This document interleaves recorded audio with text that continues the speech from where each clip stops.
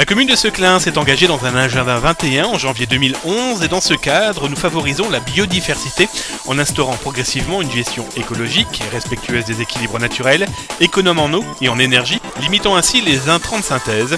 Ces actions visent à diminuer les impacts négatifs sur la biodiversité et améliorer le bien-être des usagers. Le jardin botanique situé derrière l'hôtel de ville est un espace test pour la gestion différenciée. Biodiversité et qualité paysagère doivent coïncider au mieux.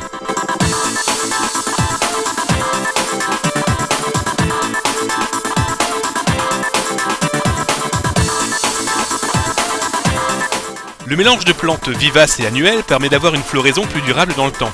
Elle facilite aussi les actions d'entretien comme le désherbage ou l'arrosage. Le choix des variétés horticoles doit se faire en fonction de l'attrait esthétique de celles-ci, mais aussi des potentiels de nourrissement et d'abri pour les insectes, de leur adaptation au sol et au climat, de leur résistance aux maladies. Grâce à leur pérennité, leur résistance et leur multiplication aisée, les vivaces sont économiques. Moins gourmandes en eau, elles nécessitent peu de soins.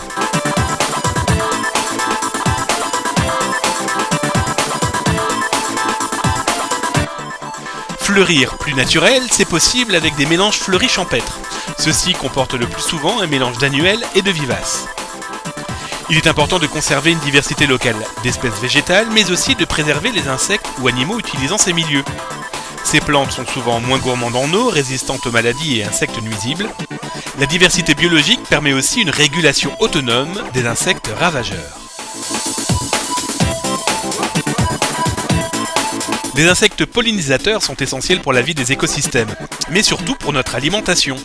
La production de 84% des espèces cultivées en Europe dépend directement de la pollinisation par les insectes, en particulier des abeilles et des bourdons. Certains espaces seront composés essentiellement de plantes annuelles et de mosaïculture, comme pour les coccinelles et les papillons. Ceci donne un éclat à la ville, une diversité de couleurs et une palette végétale importante. Ces sites sont ceux qui demandent quand même le plus de soins et d'investissement.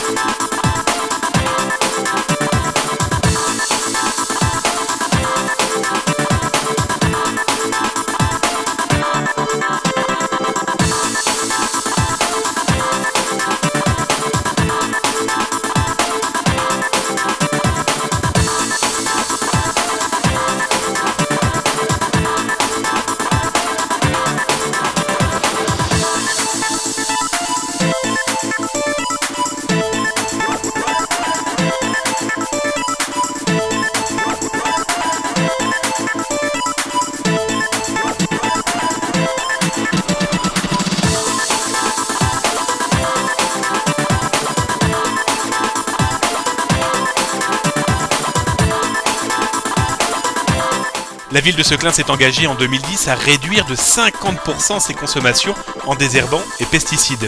Nous mettons d'ailleurs en œuvre diverses techniques alternatives pour pallier à cette réduction, comme le balayage mécanique des fils de l'eau, le désherbage thermique ou encore le désherbage à l'eau chaude. Les déchets de taille ou d'élagage sont entièrement recyclés en servant de paillage. Le paillage est une technique qui consiste à recouvrir le sol de matériaux organiques pour le nourrir et le protéger. Ces matériaux sont déposés au pied des plantes, dans les massifs. Cette technique s'applique sur les massifs arbustifs, pieds de haie, ou avec du broyat de branches, et sur les massifs de plantes annuelles, avec du copacao, c'est de la cosse de fèves de cacao. Le paillage permet de limiter les arrosages, et sur un sol nu, le phénomène d'évaporation est plus important que sur le sol couvert. Il limite également le désherbage chimique en empêchant la lumière d'atteindre la surface du sol, ce qui ne permet pas aux plantes adventices de germer et de se développer.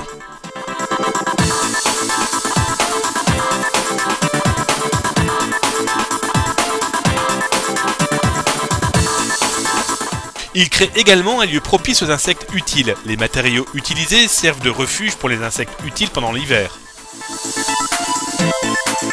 Ce composteur, ici construit lors d'un atelier d'information, est un outil vivant qui permet de recycler les déchets végétaux comme les fruits et les légumes, tombes de gazon, mauvaises herbes, coquilles d'œufs, marcs de café, feuilles mortes, etc., etc.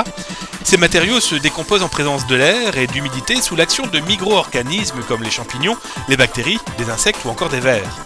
Le compost peut se comparer au terreau, il s'utilise comme un amendement au potager, au pied des arbres et dans les jardinières.